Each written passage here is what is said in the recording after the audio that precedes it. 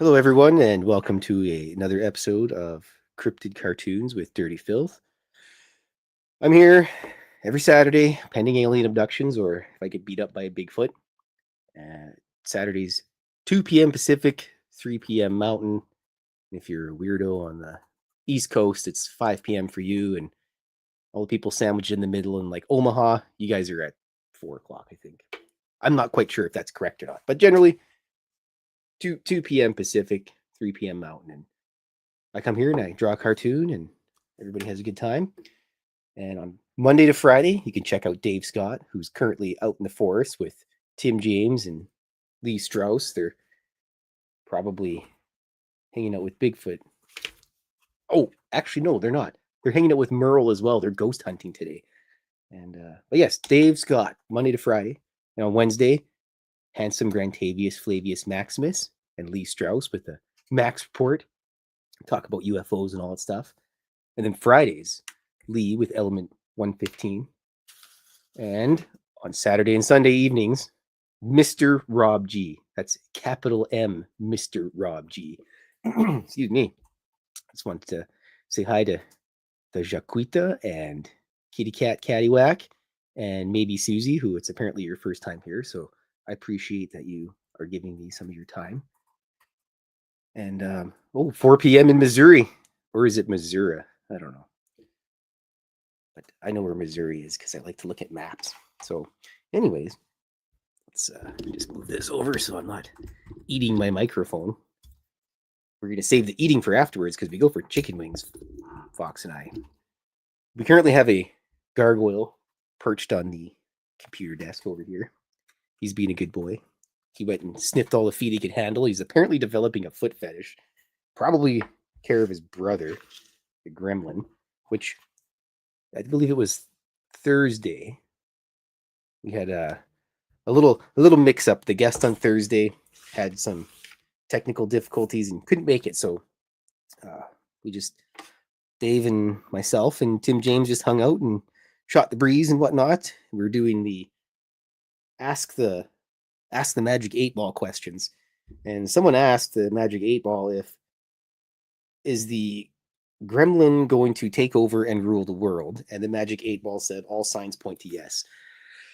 So unfortunately, people, whenever that happens, we're all doomed because he's orange and he's not very smart, and that's the gremlin for you. But he's a good boy. He's got well to do. Oh, look, there he is. Hello, mister. Hello, ruler of the known world. You coming up? He doesn't know what he's doing. But you can't blame him because he's an orange cat. Hello, maybe Susie's cats. The gargoyle's a Russian blue and the gremlin is orange. That's the most we can say about him. He's got a good heart though. So this cartoon I'm drawing today is about it's set at the space bar. And since maybe Susie hasn't been here before, space bar is mostly where the cryptids and all the weirdos of the city hang out. And the owner of the space bar is 32 squared. He's actually a Zenith TV, but he believes that he's a Soviet satellite, despite the fact that excuse me, on the back of the box it says manufactured in Chicago. So, but most of the time they just let it slide. He's a good enough bartender, anyways.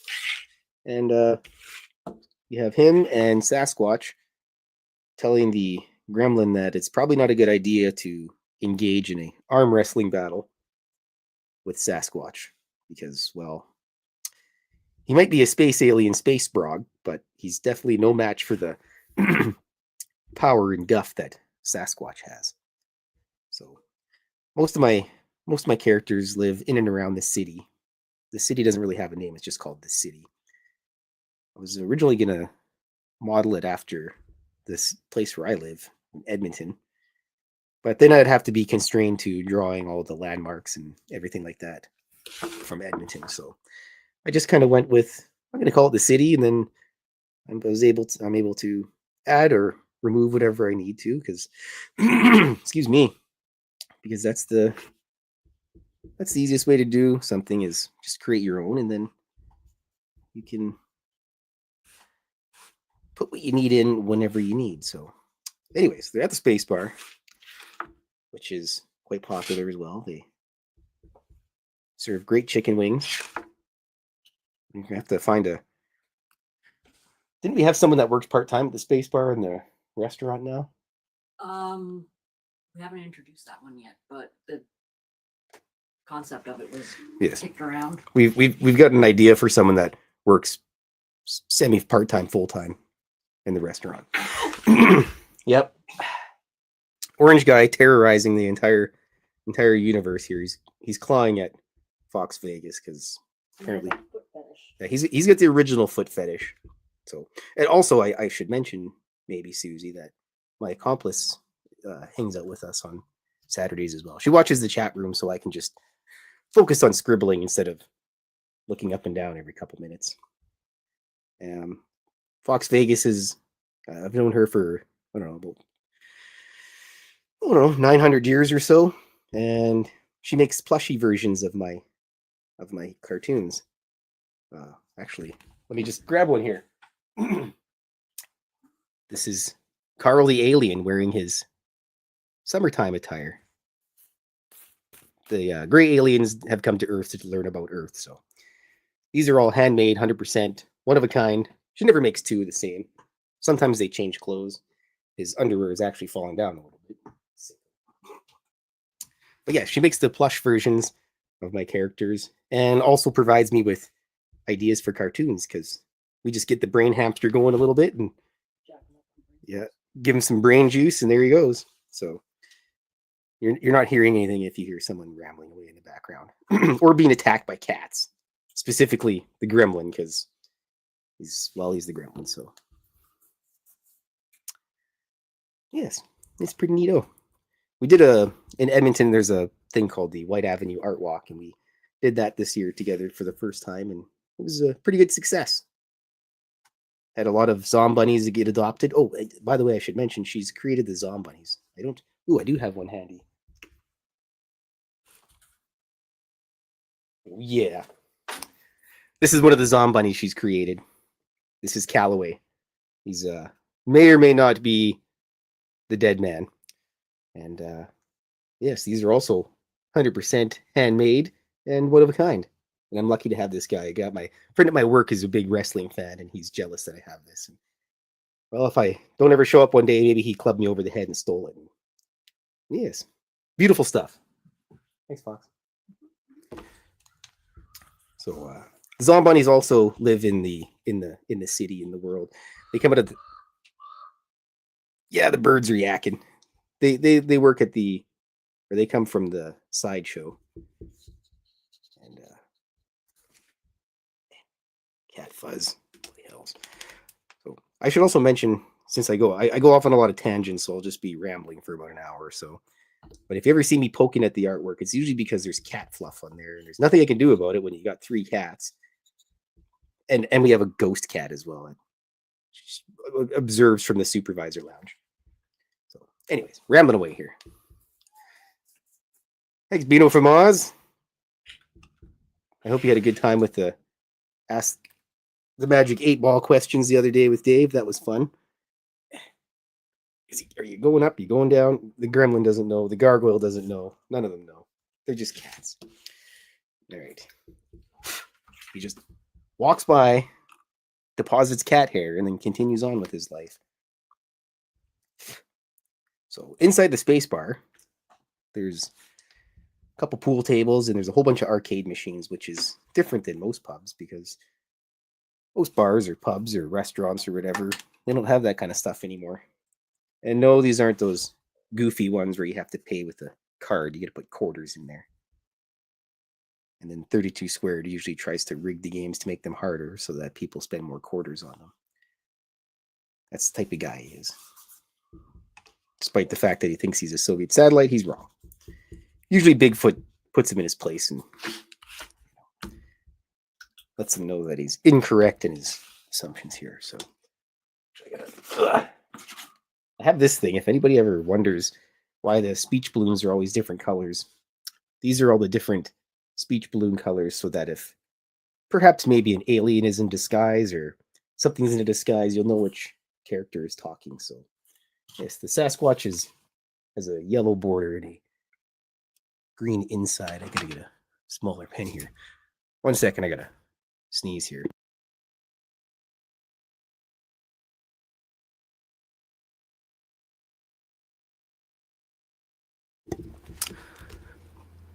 Hello, Wes Decker as well. Thanks for coming in.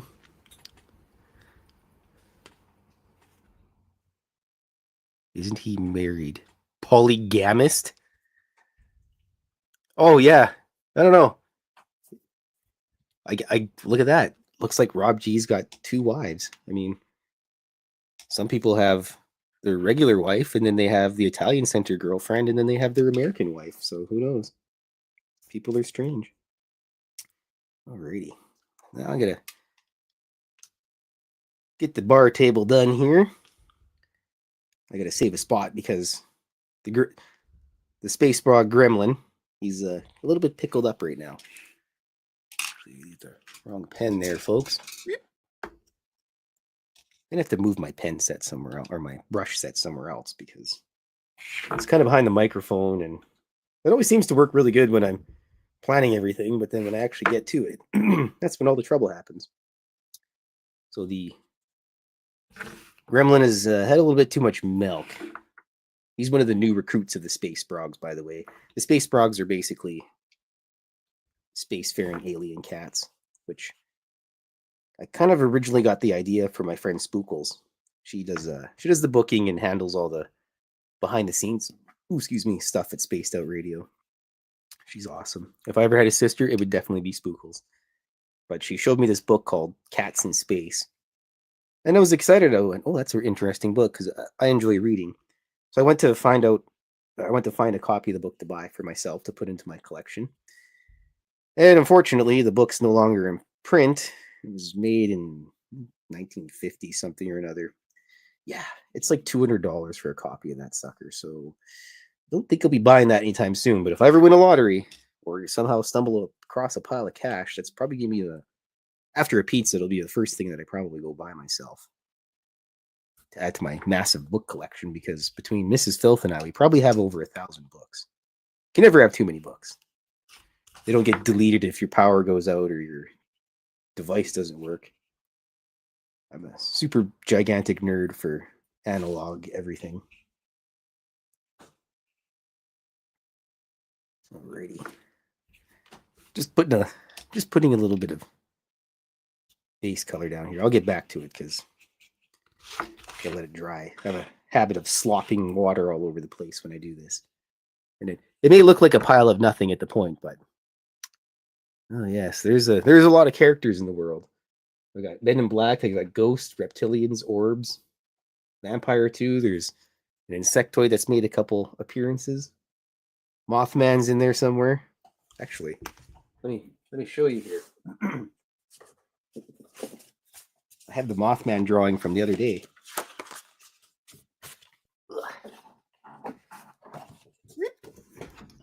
This is what it ends up looking like.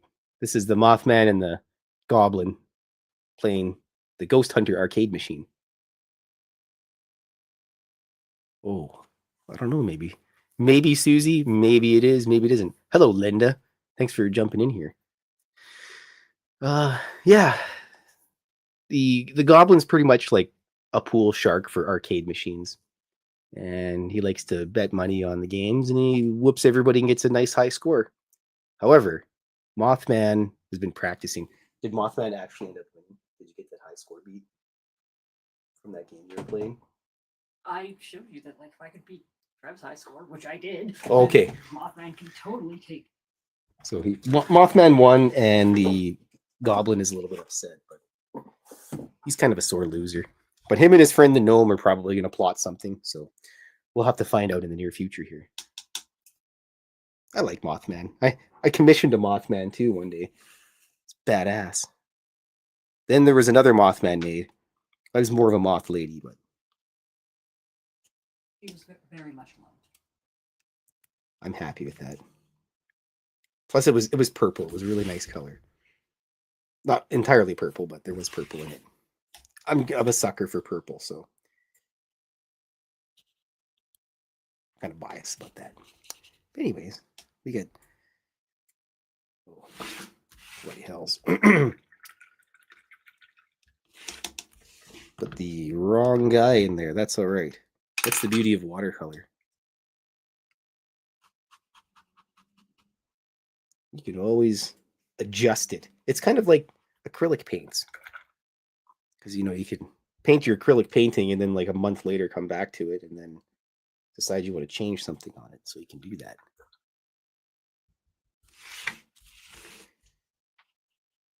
I don't know if you've been around long enough at Spaced Out Radio, Kitty, Caddywhack, to remember when we used to do the paranormal roundtables back in the day. Did you get your idea of Mothman from Tim Mothman's picture? Just kidding. No, but Tim Mothman does have a nice print of my Mothman drawing. I also believe he's got a couple Mothman painting, or not Mothman, but little sketches that I did when we were in Vegas a couple years ago. And Tim's beard is as glorious as you can imagine in person. He was nice. He gave me a great big huge cigar to smoke, and I felt like a big fat mafioso guy. All I needed was a whole bunch of gold chains and some cannoli. Cat fuzz. All right, look at that. Perfect. 32 squared. Okay, here we go. We'll just come back to that one here in a minute. I'm going to get my other pin here.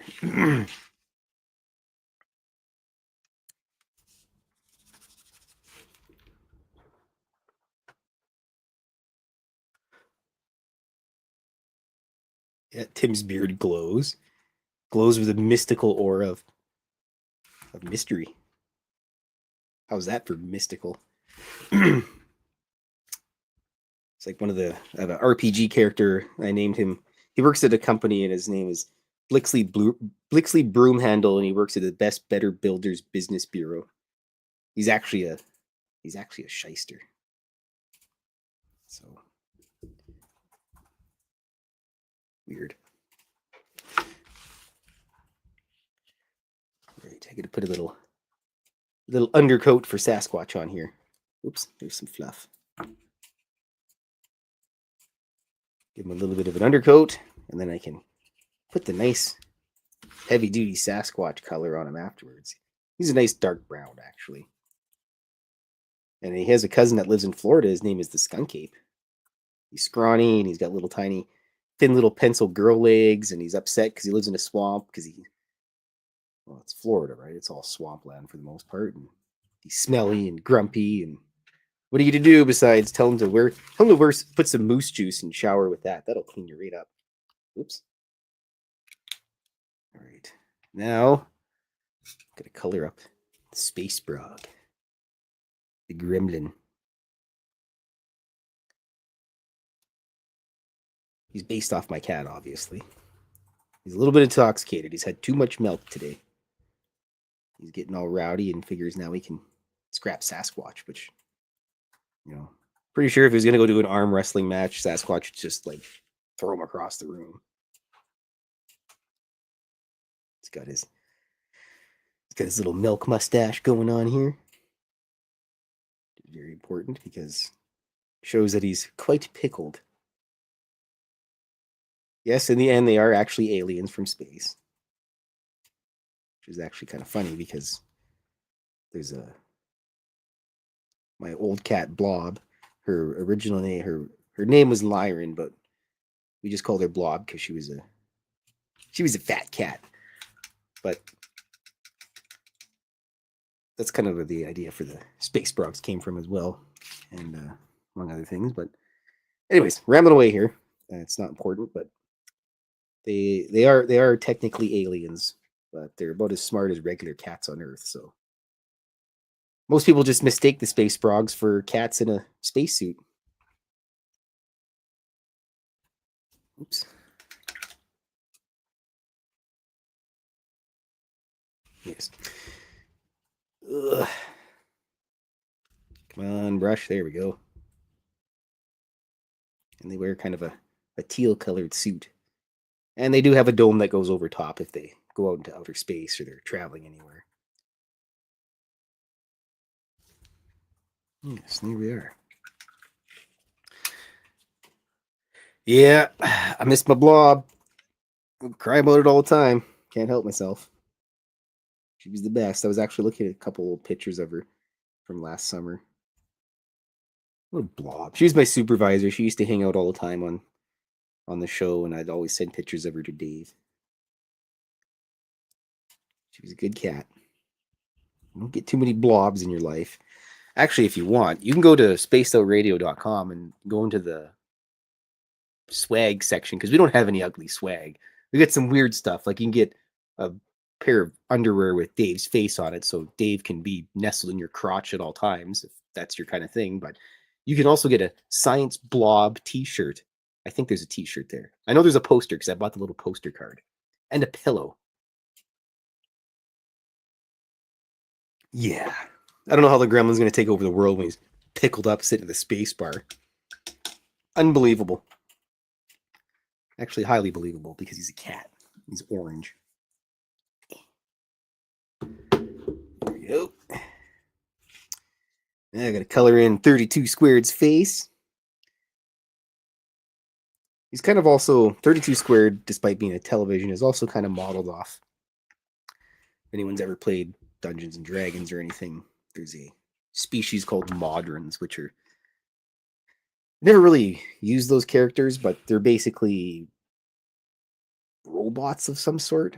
So I kind of took a little bit of that, decided to make a anthropomorphic television. And also there's a TV show, I'm not sure if it was in the States or whatever, but it was called Reboot.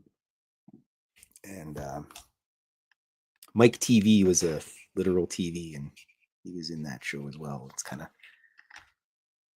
where I got the idea. Almost all of my artwork is taken from different things that I enjoy. I have to stretch the paper out a little bit here. I don't like taping it down because then it ruins the edges, but sometimes you gotta, because I slop so much water on here, I gotta do this process. Yeah. Globbed it on there good. Good job there, Dirty Fylth. But, I guess maybe Susie, you're new here, so I can let you know a little bit about me. My favorite artist is Milo Manara. He's an Italian watercolor guy. And my favorite writer is Steven Erikson. He writes the Malazan Book of the Fallen, which is a notoriously difficult book series to get, fantasy series to get into. But probably, at least in my professional opinion, one of the best fantasy series out there. After I've read that, everything else just seems like lame fan fiction to me. So, plus he's Canadian like me, so that's a bonus. And I've been drawing cartoons my entire life. I also dabbled for a while in realistic portraits and paintings and things like that. Wasn't really my cup of tea. Went to animation school for about 3 years, and 3-4 years ish when I lived in Vancouver.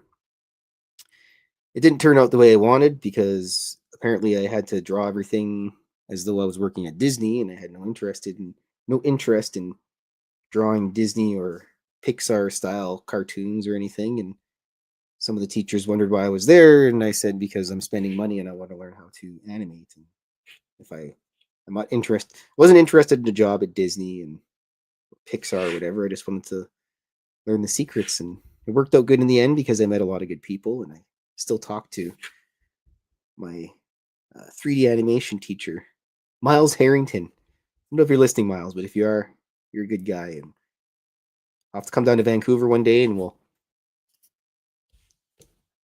reminisce about old stories. All right. Yep, I still talk to a couple friends from there as well, but it was worth it. It was worth the like $40,000 of debt that I eventually paid off with. Well, I can't talk without my attorney present. All right, so got to put the bubbles here so that you know the gremlin's all pickled up, guzzling milk. Okay.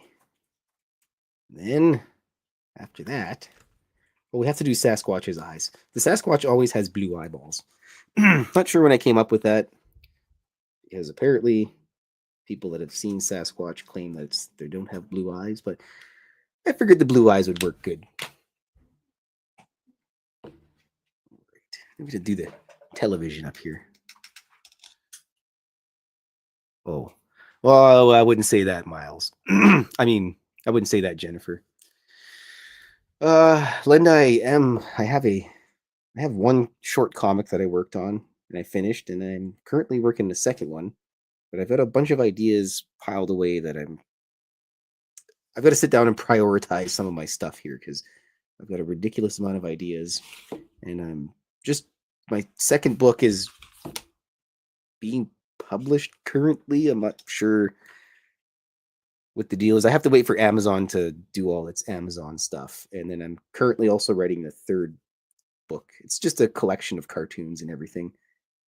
And then after that, once the third book is done, I'll probably just do short little magazine type things every 3 months of my artwork. And that way people can collect it and have it handy instead of waiting a year or so, because it's not bad to wait a little while for stuff, but at the same time people like to have things that they can line a bird cage with or whatever.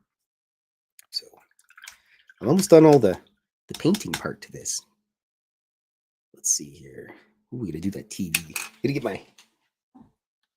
my nice gray watercolor pen here.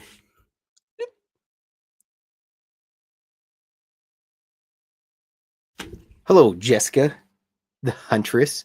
By the way, if anybody, maybe Susie, you should check out the Cryptid Huntress.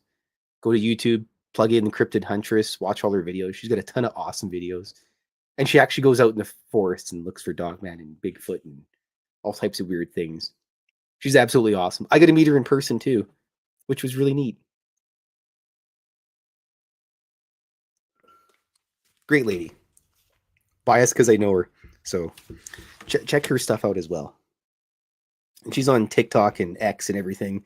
And she updates stuff pretty much every day. I think she does her show at like 2:00-ish in the afternoon Mountain Time. So that's probably 1:00 Pacific. I'm not sure. Jess, you'll just have to plug your thing in there so everybody knows. Because if I'm at work, sometimes I see her thing pop up and I put that on YouTube, so I got something to listen to. But always great interviews. She's always lots of Bigfoot, Dogman, cryptid things on there, and occasional remote viewing as well if you're into remote viewing stuff. So, like I said, in my professional opinion, you should give her a follow. And I met her through Dave originally. She was on the show. She did a weekend show for a number of years. Now she's out in the forests looking for cryptids and weird things. Stairs probably going up to nowhere. I don't know if she's ever actually seen any of those or not. And also, Jessica, when we were in Vegas, I remember everybody was talking about firearms and stuff, and she's like, "I just feel naked with all my guns," and I could just picture her walking around with like rocket launchers and machine guns taped to her legs and everything. Good times. It was a lot of fun. We also got to meet that random guy there as well. He was pretty cool. Tim was there. Big Dog was there. A whole bunch of other people. I forgot all their names. I'm better with faces than I am with names. And then usually when I end up knowing somebody for a while, they end up getting a nickname, so I forget their entire actual name to begin with anyway. So, but that's all right. Everybody needs a good nickname, but you can't just pick your nickname. It has to be given to you. Like you can't just be like, "My name's Max Power." No, you have to. It has to be bequeathed upon you. Alrighty.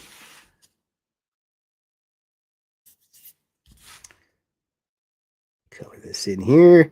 This is the border. Oops. It would have helped if I colored the rest of it all the way in, but sometimes I get all giddy and get ahead of myself here.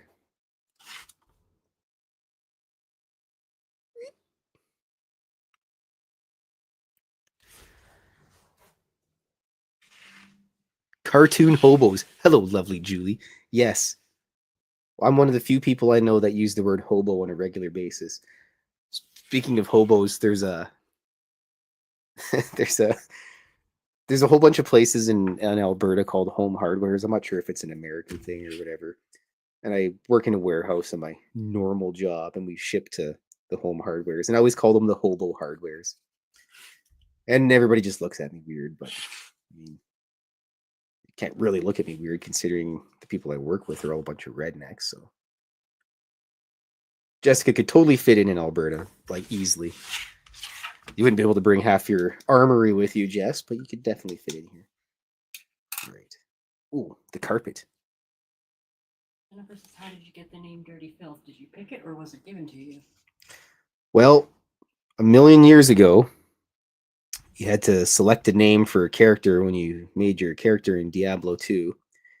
And I always used the name Fylth for just my pen name. I'd always cartoon stuff and I'd just write Fylth because I was like, oh, this is a filthy quick drawing. And it just kind of stuck. So I made a bone necromancer with a little bit of poison. I was like, ooh, we'll just call him Fylthy or Fylth. And so I couldn't use Filth, so I had to use a Y.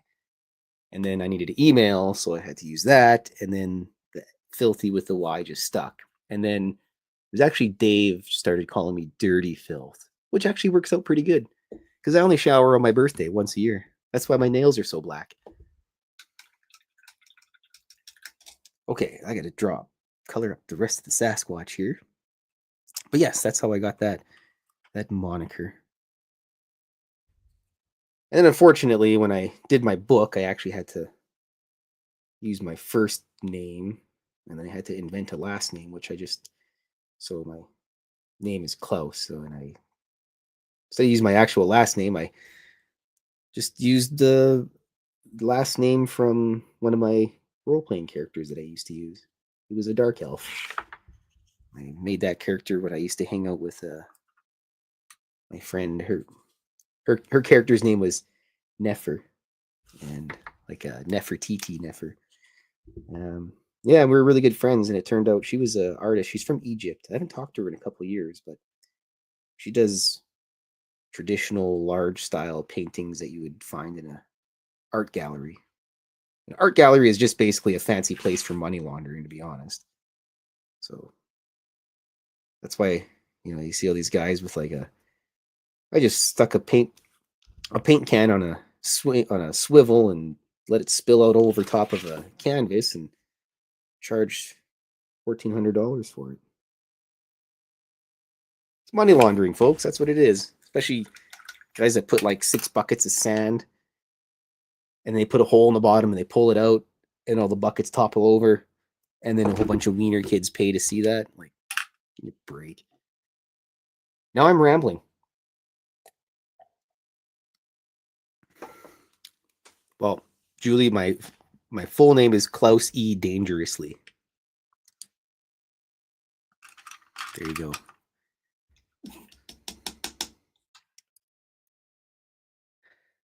Yeah, that banana blue. Actually, speaking of the banana that was taped to a wall, squeaky clean. Yeah.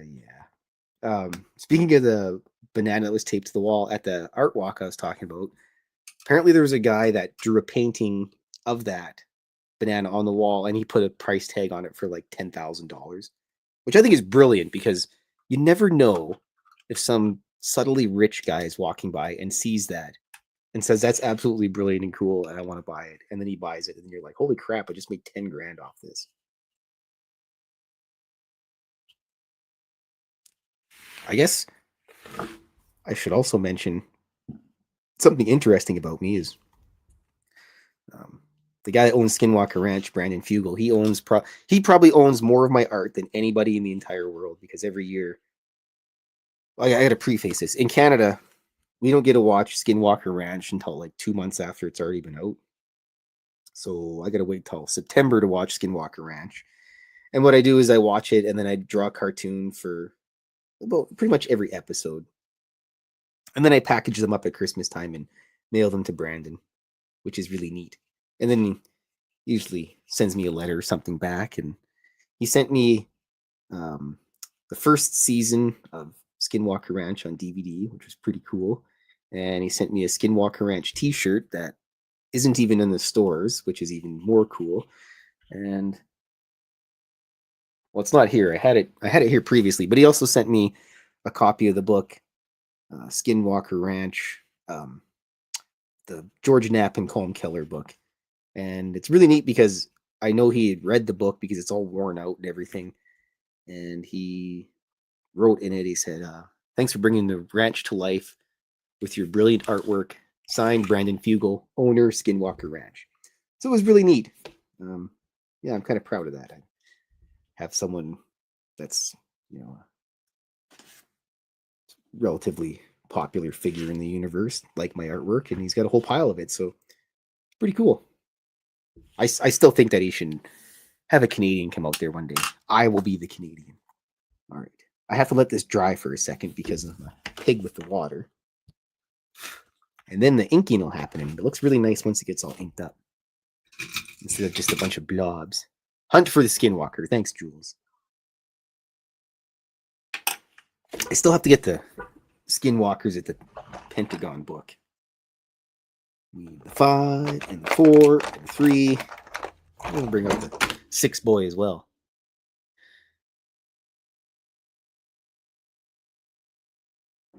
Well, that'd be kind of cool. Well, I don't know. I don't know if I could handle being haunted by ghosts or anything. I mean, I'm a fairly boring person. I don't know what a ghost would want to haunt me for. I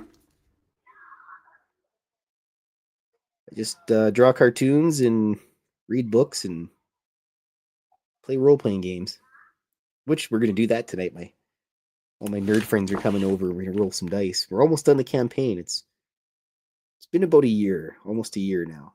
I usually do a campaign once a year, but I think I'm going to try to shorten them down to little 6-month campaigns. So I got a couple options for the players, whether they see what they feel like doing in the next one. Ooh, that number 5's kind of had the biscuit there. There we go. This number 5 is going into the use it for writing pile.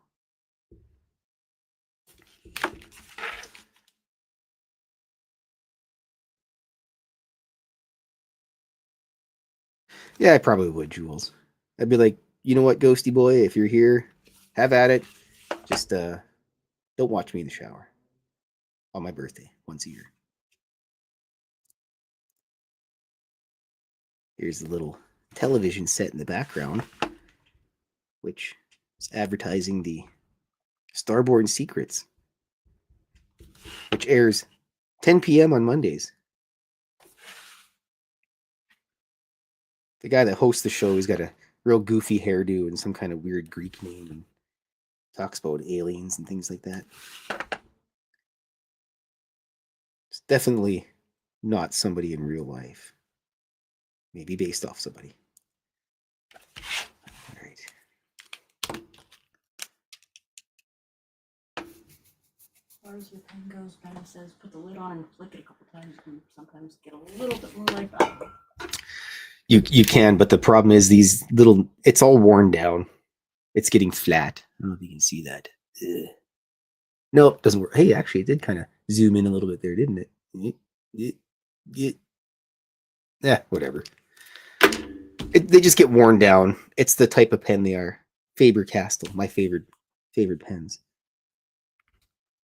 I probably would have ended up getting some kind of poisoning back in the day if I was born maybe like 300 years ago, because I'd probably do that with, when you get your pens and you wash all the stuff off with turpentine or whatever.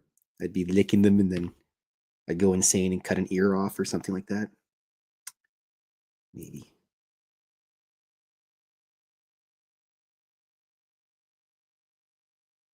Sorry, I need absolute most concentration when I do the lettering. My least favorite part of this stuff. I'm going to get a robot to do all my lettering for me. Actually, I'd rather have some kind of butler to do my artwork, my lettering for me. I'd have someone to talk to. Tuesday at 2 o'clock in the morning, but when I should be in bed, scribbling ideas. Montauk. Monday. Here we go. All right, this is all getting all dried here. Lead paint and absinthe. Hell yeah, Jules. We're going to have a party. So I'm like 99% chance sure that I'm going to go to the Spaced Out Radio thing next year because Dave and Nicole think that they're going to somehow defeat me in a burning hot wing challenge. And I just, you know what? There's not very many hills I'll die on, but sorry, Sakich. Sorry, Dave. It's not happening. Nicole said she's going to bring her bib, and I'm just going to wipe all my hands on my pants. Yeah. Currently, I have a Pepper X pepper growing. Well, I don't. Fox does. How's that sucker going anyways? It's right now, and second one is actually starting to change colors too now. Ooh. Well, You never get some sun. Well, it's better than choking on smoke. So anyways, Fox grew some disgustingly hot peppers in her front yard, and I get to try one for my impending doom coming up. Oh, that's probably another reason if I never show up on a Saturday. The Pepper X melted me and I turned into a pile of goo and died. Alrighty. I've always kind of liked spicy stuff, so I just routinely eat the Komodo dragon peppers that she gave me. Pickled Komodo dragon peppers. They're tasty. All right. Give me 1 second here, folks, while I put my glove on here. You want to show them all your impending doom? Picture of it anyway. I think I could.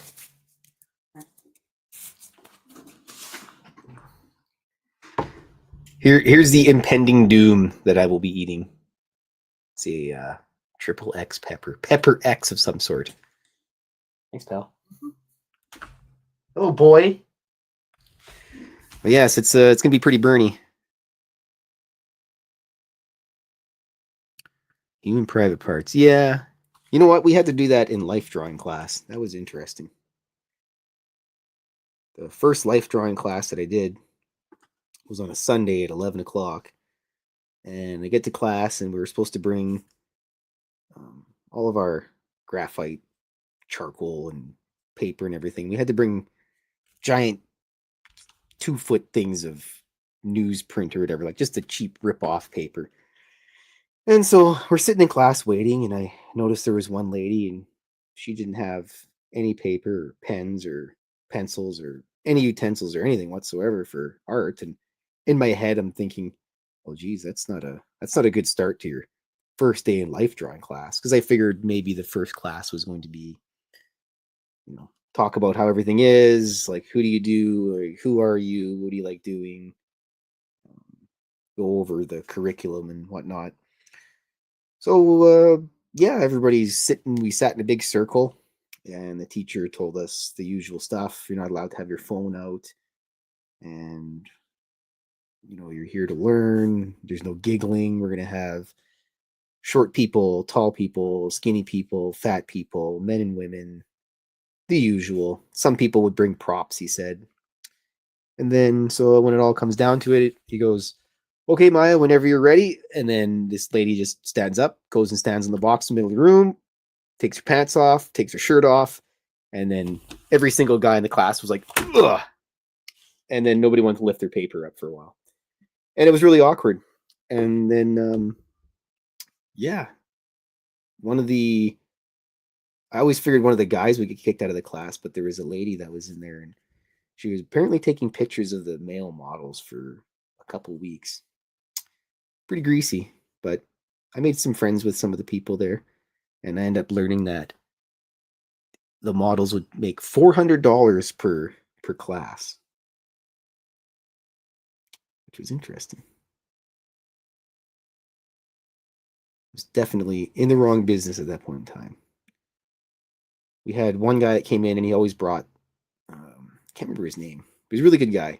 he always brought in swords and shields and everything, and did all these like epic heroic poses and whatnot. We also ended up going to the Vancouver Zoo and the North Vancouver Zoo. I can't remember what the actual zoo is called, if it's just the Vancouver Zoo. I know some things are the provincial zoo or whatever, but it was really neat. And we went to the North Vancouver Zoo twice. And the first time there was this, I think it was a cockatiel of something or something. I'm not really sure about birds. It was a white bird with a yellow plume and a black beak. Anyways, when I got there, it just started yakking away, and I went over to it and I talked to it. And what are you yakking for there, bird brain? And it just started yakking away, and we just kind of sat there for a bit. And then when I went to leave, it got really upset and was yakking away more and talking and talking. And then I went back, and yeah, so I don't know. It was kind of neat. Kind of made a little bit of a bird friend. Didn't think much of it. And then the second time I went there and the bird seen me, just went all bonkers again. So I went over and spent most of my time just drawing that guy. They were 4-hour classes, each of them. And we started originally, we'd start at the beginning of the class with 10-second poses. So the model would, you just basically try to get the line work down, mostly just use your shoulder. So we do 10-second poses, and then for probably about half an hour. And then after that, they kind of went on whatever everybody felt like doing. My favorite were about the minute poses, because you got to do a little bit more than just sketch, the form. Because the whole point was just so you could get the form of things. It wasn't about like great detail or anything like that. So you just try to get the form, so when you go to actually sketch drawings later on, you can just sketch something quick and you have an idea and you can build on it from there. We had to do that class for pretty much every semester. There was a life drawing class, and they got a little bit more detailed later on. We had to do drawings with cloth and everything, so you could figure out how to make cloth look realistic, and the weight of everything. So when someone was leaned over on one side, there was a big line, and then you could see the weight of them like pushing on themselves. I have this book. This is probably if you're ever interested in art or life drawing, this is probably the best book you could ever buy, even if you just like drawing. It allows you to just learn about everything about the art. See, I had poses like this where someone would pose, and you're just drawing the act, like the, I don't know, like action, the vigor of the pose and whatnot. But this is one of the most vital books that I ever had, and I don't really draw realistic cartoons or people or anything anymore. But definitely, it's a must-have if you just draw, even if you don't plan on drawing realistic art or anything like that. It's a heavy book too. It knocked my garbage over. But yeah, let me just pick that up. Here you go, Mr. Readable. Yes, it's a very good book. And if you're ever interested in drawing, just draw. You don't have to. You'll never make masterpieces. Once in a while, you will, and all you got to do is just pick up a pen, pencil, and draw. And if you like painting, then paint. And the only thing that ever happens is you get better. It's like a muscle. The more you use it, usually the better it gets, unless you rip it trying to lift like 20,000 pounds like a weightlifter, and then poop yourself a little bit. Who knows? But Yeah, but then you could just sell that as modern art. yeah, you probably could just take your ripped shorts with poo in them and stick it on the wall, and someone will buy them. Here we got Sasquatch. He's smiling. He'll definitely arm wrestle the gremlin, but it's probably in his best interest that he doesn't. So yes, life drawing was actually one of my favorite classes. I didn't really like it at the time, but as I started to progress with my art and everything, then I realized that it was actually a lot better. If I go places, if I'm on a bus or something, or waiting somewhere, I always got a little notepad or something with me, and I always end up just scribbling little images of people and whatnot. People watching. We did a bunch of that too. We went down to Granville and everything and hung out there and just drew pictures, just quick sketches as quick as possible as you could of people wandering by and everything. And yeah, had to do all the perception and whatnot. And it was good. It was a good time. It was worth $40,000 if I do say so myself.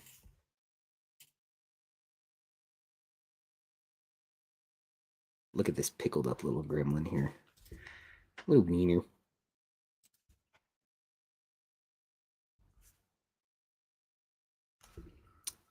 And actually, the gremlin is a gigantic mommy's boy.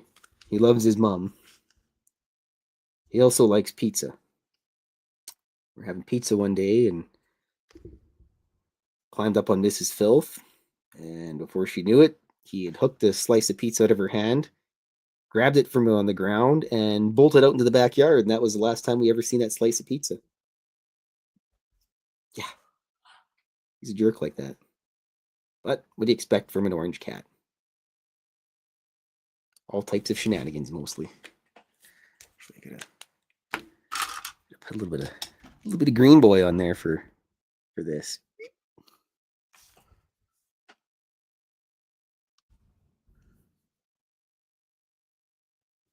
Yeah, just take out a page and or a little notebook. It doesn't even have to be anything fancy. You just gotta have some blank paper and carry it around. I buy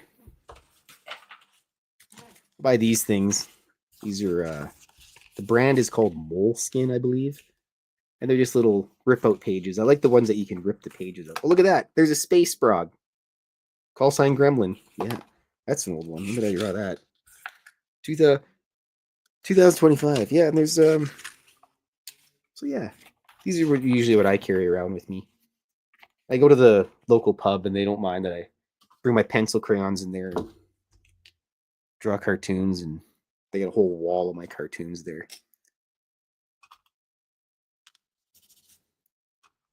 I forgot to add a little bit of green to my sprog here, so that's what I'm going back to do real quick. There we go, Space Sprog, Mr. Gremloid. Oh, there he is. Hello, mister. He's not a fat cat, but he's really condensed. He's got he must have ate dark matter at some point in time. Maybe he was getting into some of the dark matter that we were using to hold the tent at the art walk down. Wouldn't doubt it. It's kind of a little garburator. Gremloid.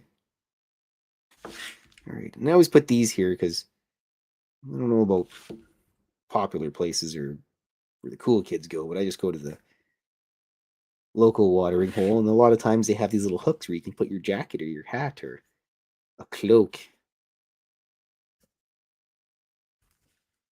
If you wear a cloak. Everybody should have a cloak.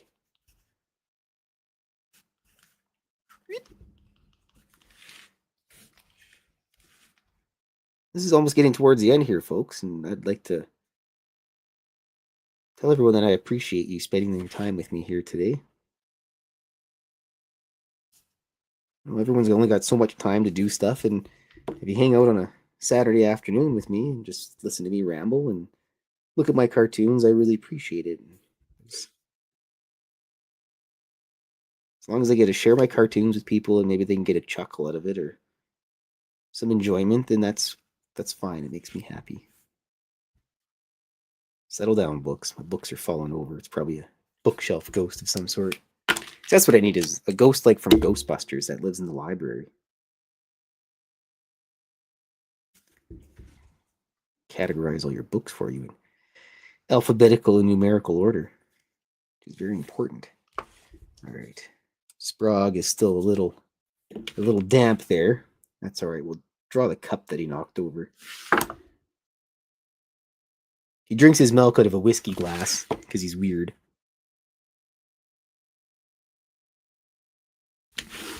Damn Sprogs. Jules and Jennifer both appreciate you, and I think they Sum it up for everyone in the chat with that. Well, I appreciate it. I don't know how many people when I started doing this would actually show up, and I've been pleasantly surprised. And it's an honor to sit here and draw cartoons, and have more than one person sit here and besides my cats and listen to me. And I get to hang out with my pal Fox as well, and go for chicken wings after, and see all my nerd friends there. Actually, I gotta bring some. I also have a lot of plants in my house, and I have a friend that she doesn't have any plants anymore. There's some circumstances, and she doesn't have any plants. So I said, "Well, Maddie, the next time I come in on Saturday, I'll bring you some plants." So after this, I'll probably give the cats a couple snacks, and then I have to throw a few plants in some soil for my pal. Because if anybody else lived close to me too, then I'd give you lots of plants, because I always collect lots of clippings from my plants, and I get them all rooted, and I like sharing them with people. I just like plants. Didn't do much with my garden this year, though. I just gotta make sure everything's a little bit dirty looking here.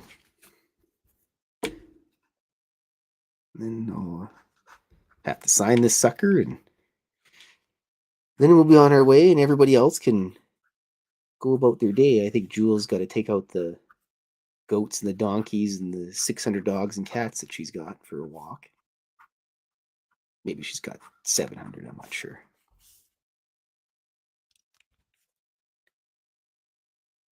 He squared a little bit here because he's a crusty old machine.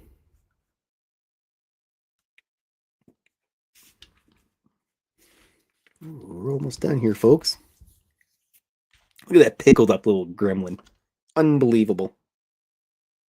What a guy. I do have one more thing I have to do, but I gotta wait a second here because some of the stuff has to dry.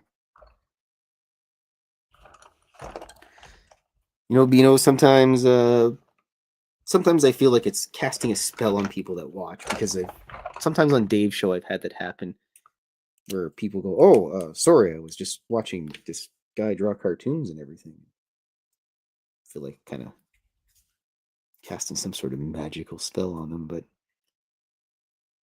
I used to watch a lot of Bob Ross too, because I find acrylic paintings really interesting, and oil paintings as well. I'm not the best at them, but I should probably take my own advice and give it a shot again here sometime soon. Ooh, speaking of shots, maybe I'll have some big old blast of whiskey later on tonight after the nerds leave from dice rolling. All right, this is the challenge, we'll call it.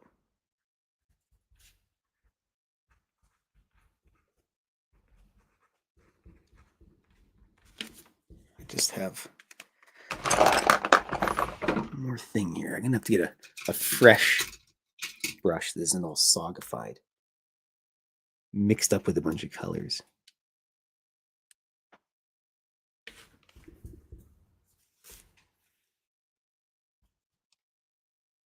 And if you're ever interested in acquiring perhaps a print or an original or anything, or maybe even want a Zombunny, oops. You know what? I forgot to put that banner on there today. Unbelievable. A little bit late now, but there you go. If you just you can go to Fylthy.com and email me there, or yeah, it's there. There's a million ways you can get in touch with me, and perhaps maybe you want to adopt a Zombunny or Cryptid plushie of some sort. Cuddly, creepy things. Yes, we've got a bunch of this stuff together. We have a lady Mothman. We have a dog man in here too. And a dog man with his cute little tail. Beep, beep, beep.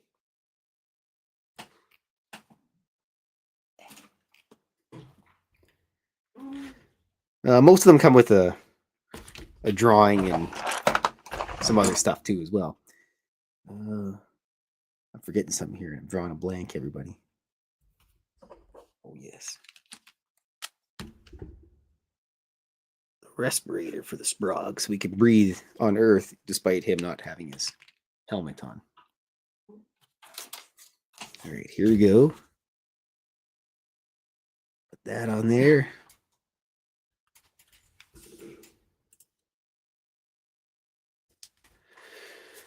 Well, Linda, I will tell Mrs. Fylth that, but you'll have to direct that to K-Van. That's Fox Vegas. She does all the drawings or all the plushies and whatnot. She's my accomplice in the art endeavors.